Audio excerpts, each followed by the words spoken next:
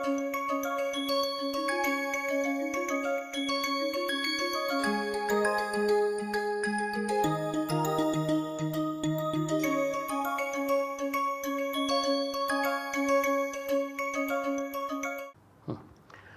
everyone, I would like to welcome you all for today's class.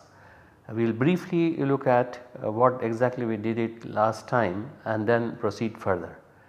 What we looked at last time was the reductions of alkynes, nitriles with diabol H, and we saw that we can stereoselectively reduce alkynes to cis or trans alkenes, and we also can reduce the alkynes and convert them to corresponding alpha beta unsaturated acids, which could be cis or trans depending on the conditions that we discussed.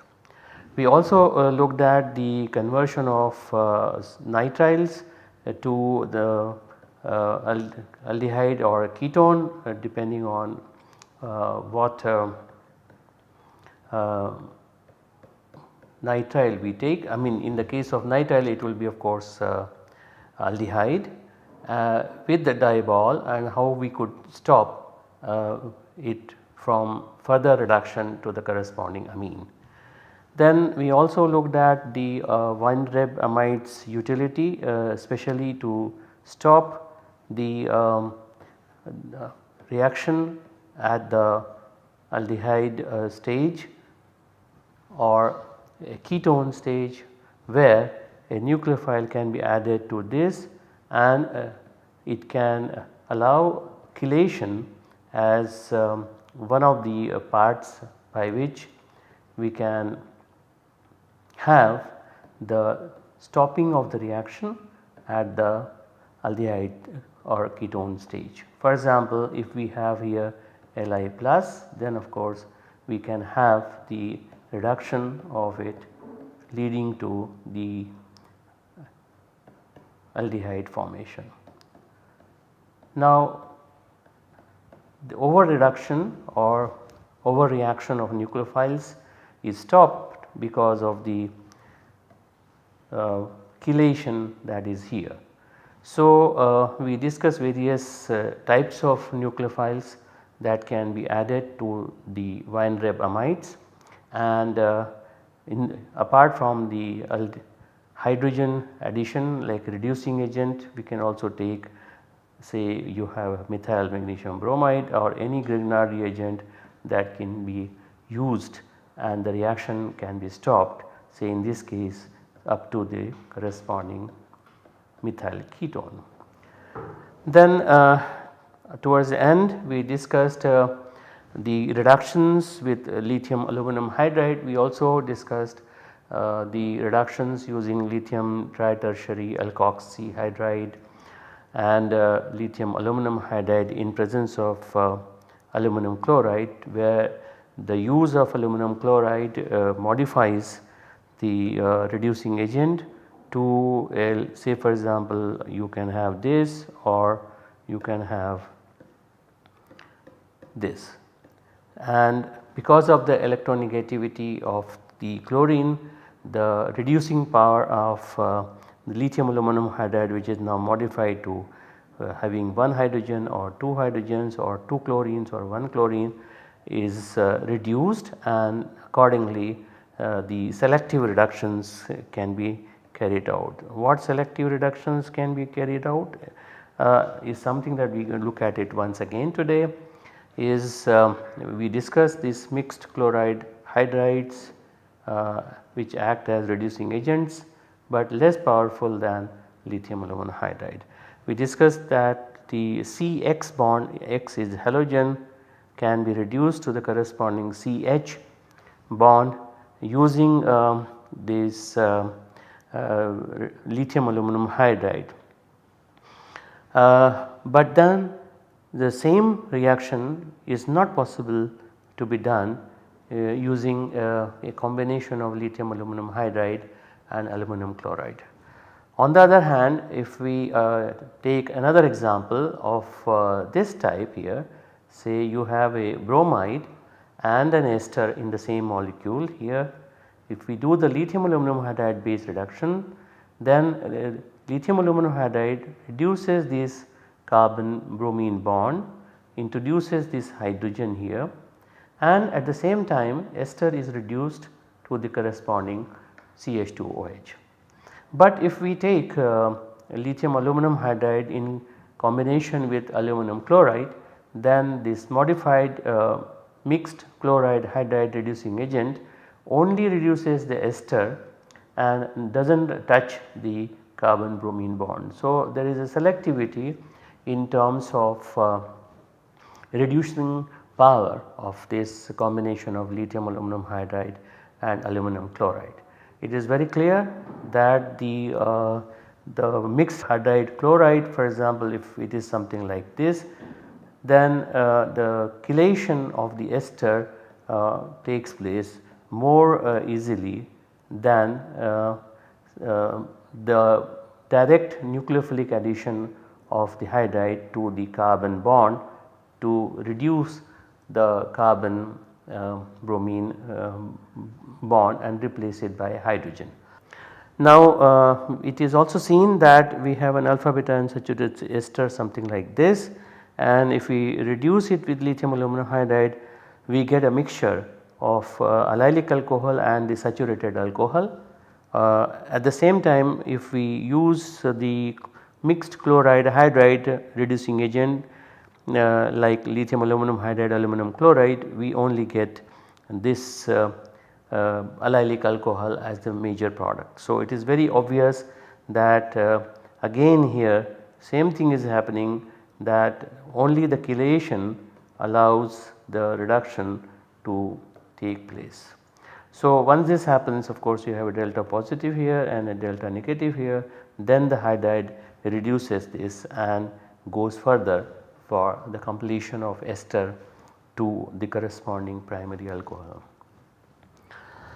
Now, there is another reducing agent which is comparable with lithium aluminum hydride, but is in some sense better than lithium aluminum hydride, which is called as Redal, which is reducing aluminum basically. It is a sodium bis 2-methoxy ethoxy aluminum hydride. So, this is the methoxy, this part is methoxy ethoxy, so and an aluminum hydride. So, it exists as bis 2-methoxy ethoxy aluminum hydride, which is known as Redal, and also it is called as Vitride by the name of its discoverer, which is Witt. So, the Vitride or the Redal is more stable in air, and reductions are comparable with lithium aluminum hydride.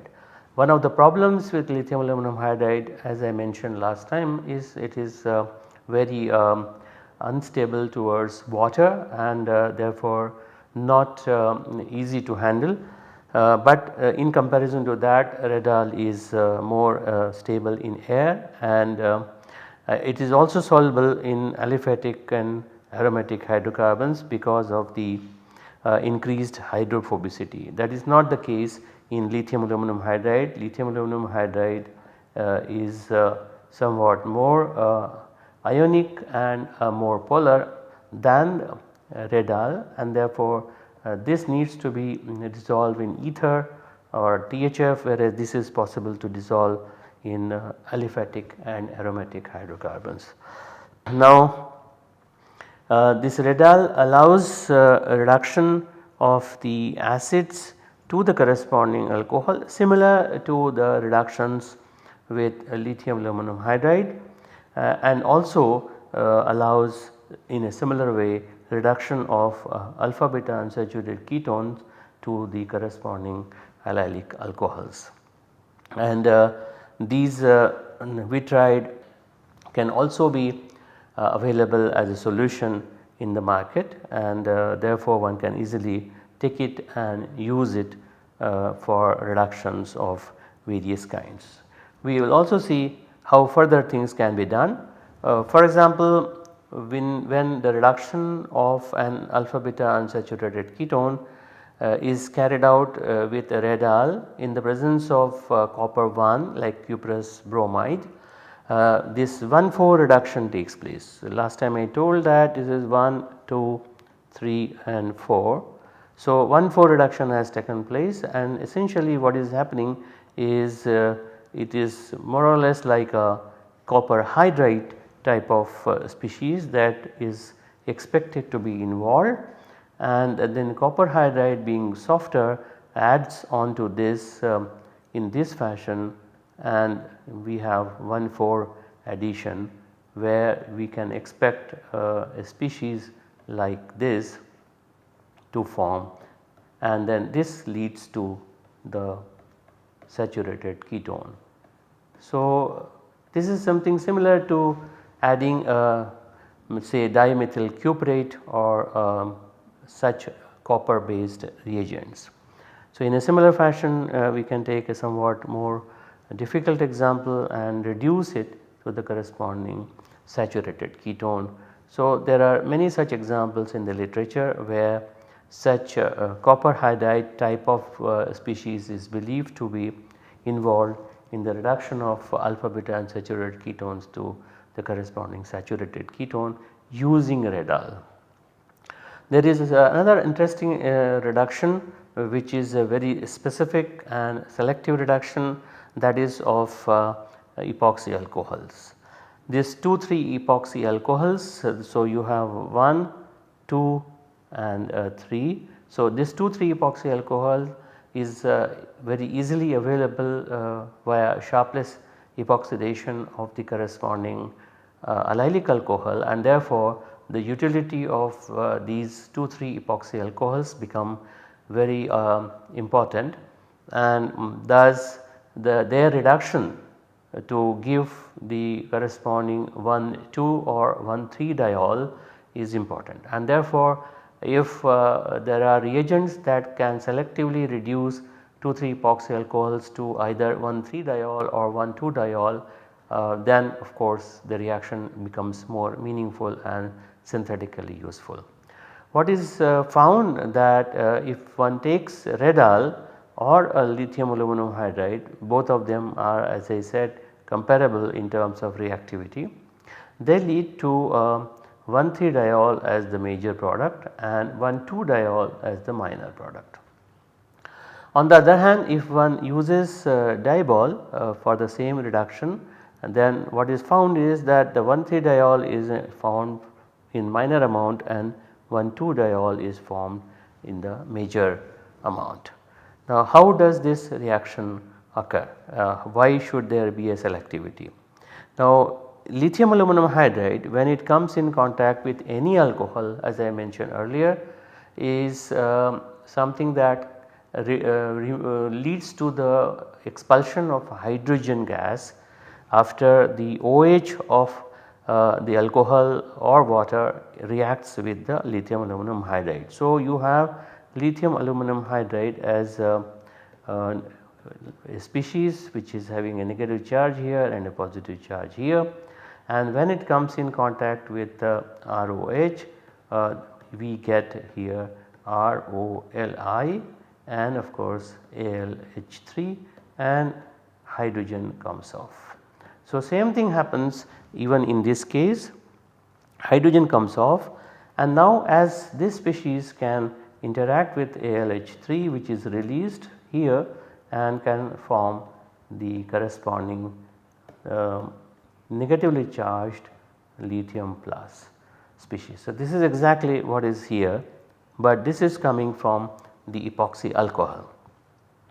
Now, we can also write the same thing in this particular form here, as we can slightly rotate the bond, and now we can see that the reduction of the carbon oxygen bond of the epoxide occurs in such a fashion that the hydrogen from this particular part of the reducing end attacks at the carbon bond carbon atom of the epoxide carbon bond, where we have an SN2 type of reaction. That means the hydrogen, carbon and oxygen of these species should be sort of collinear. Then you have the proper SN2 type of reaction taking place, and this is exactly what happens. So, you have an intramolecular reduction after the lithium aluminum hydride has reacted with the alcoholic part of the epoxy alcohol, and the reaction occurs in an SN2 fashion, in an intramolecular fashion.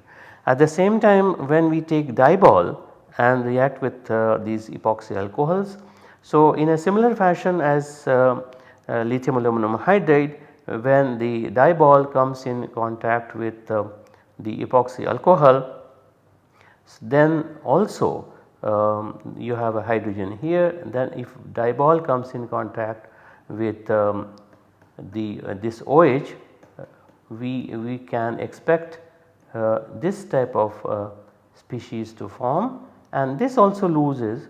This is the negative charge and this is the positive charge. This also loses hydrogen and forms an intermediate of this type.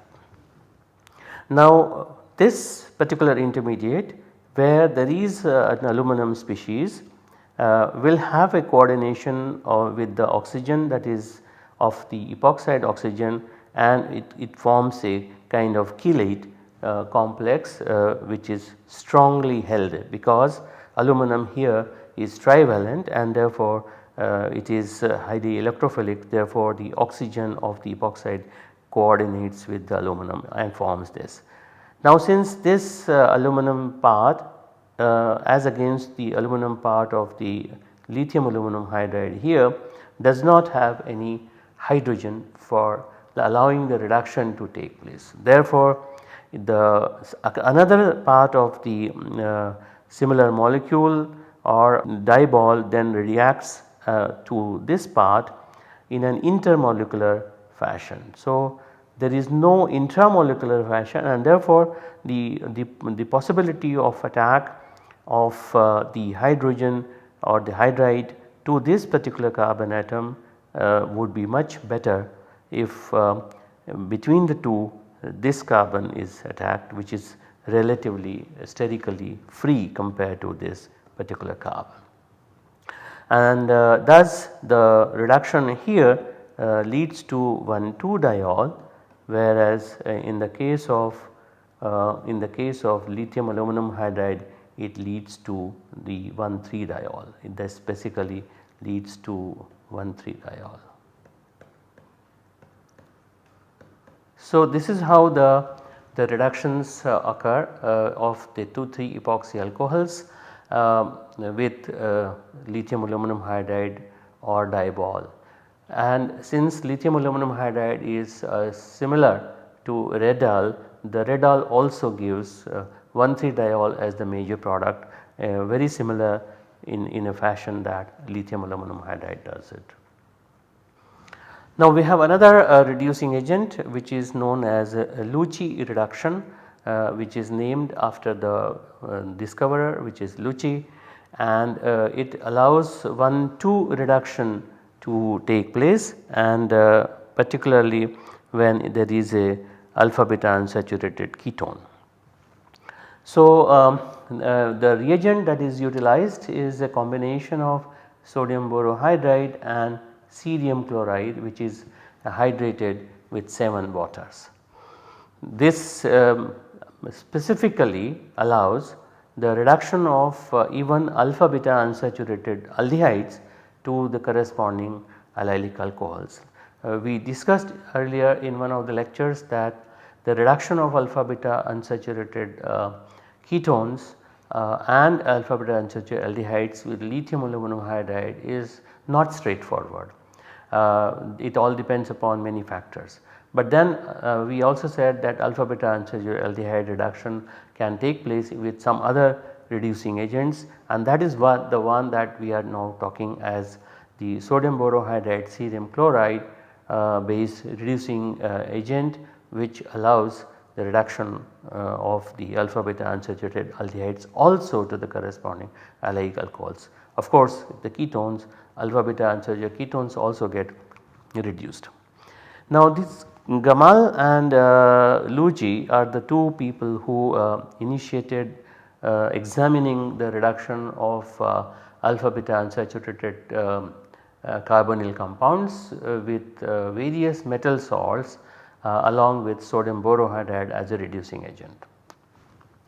As we can see here that there are possibilities of all the 3 types that one can anticipate. So, all 3 types of products are possible. So, you have allylic alcohol, saturated ketone and completely reduced saturated alcohol. So, lithium and copper was found to give the corresponding completely reduced product as the major product, and if one uses cobalt and nickel salts along with sodium borohydride, they give this saturated ketone as the major product along with saturated alcohol, and of course a lot of starting material remains unreacted.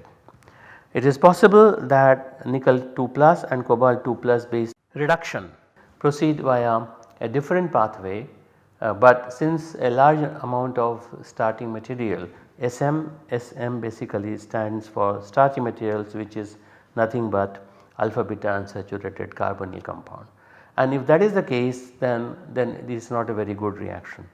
So, they did with some other salts and particularly with lanthanide salts when they carried out the reaction like lanthanum, cerium, samarium, europium, ytterbium, yttrium, and they all gave the reductions in good yield from 86 to 97%, and particularly it was found that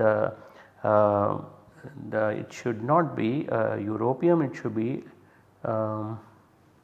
cerium. So, the cerium plus gave the corresponding allylic alcohol in about 97% yield. So, what was then discussed in the papers that were published later on is how does the reaction occur. What was initially found and accepted that if this complex is formed, for example, one could expect that we have an enone like this, and it is obvious that the metal salt which is used for the reaction with whatever the atoms are attached to this.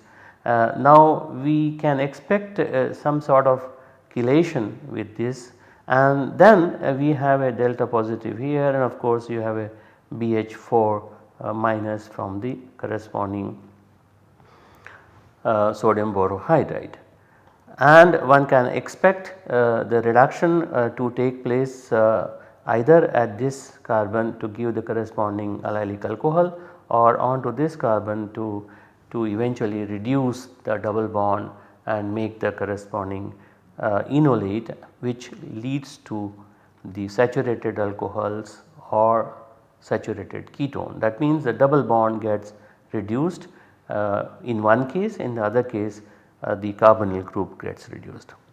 So, what was proposed was if this complex, if this particular complex type of should be CH3, if this type of complex is reversibly formed, that means under thermodynamic condition it attaches to the carbonyl and then again detaches, again it attaches. If that happens, then there is a possibility of attack onto this particular carbon atom. So, 1,4 reduction is more easily feasible if it is reversibly formed. That will of course depend upon the nature of the M plus that is there, and of course the groups which are attached.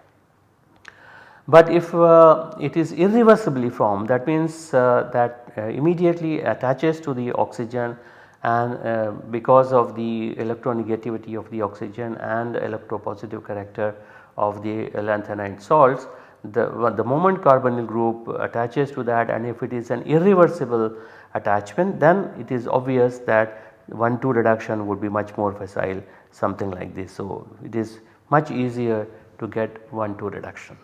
So therefore, the reaction depends upon thermodynamic conditions and kinetic conditions. Because of the plus I effect of the two flanking alkyl groups, the carbonyl oxygen of a ketone is considered to be more basic than that of aldehyde. It is obvious that if a ketone has two alkyl groups, the plus I effect would increase the electron density on the carbonyl oxygen in comparison to aldehyde, in which there is only one alkyl group. And therefore, the cases where ketones and aldehydes are compared, obviously ketones will form more stable Lewis acid Lewis base complex with electrophilic metal salts than aldehydes. This is exactly what is exploited in Luchi reduction. In Luchi reduction, for example, cerium 3 plus salts are utilized for the selective reduction of ketone over aldehydes, and that is because of the stable Lewis acid Lewis base complex formation with ketone in comparison to aldehydes. In a similar fashion, when we compare an alpha beta unsaturated carbonyl compound with a saturated carbonyl compound, we can see that while in the case of saturated ketones, it is only the inductive effect that increases the basicity of the oxygen. In case of alpha beta unsaturated ketone, it is the electron density from the pi system that is in conjugation with the carbonyl group, and we can write a resonance structure like this, indicating that more electron density is residing on the oxygen of the alpha beta unsaturated system compared to the oxygen of the ketones, and therefore it is very clear that an alpha beta unsaturated ketone would form a more stable Lewis acid Lewis base complex with say cerium salts in comparison to saturated ketone, and therefore alpha beta unsaturated ketones are reduced more preferentially in comparison to the saturated ketone. These are the things which have been exploited in the Luchi reduction. We will stop it today here and look at the further reactions of the Luchi reagent with different types of carbonyl compounds, and what exactly is the role of solvent in modifying the Luchi reagent and how do they affect the selective reductions of various types of carbonyl compounds. So, you can go through these aspects of the reagent that I have discussed, and we will see you next time. Thank you.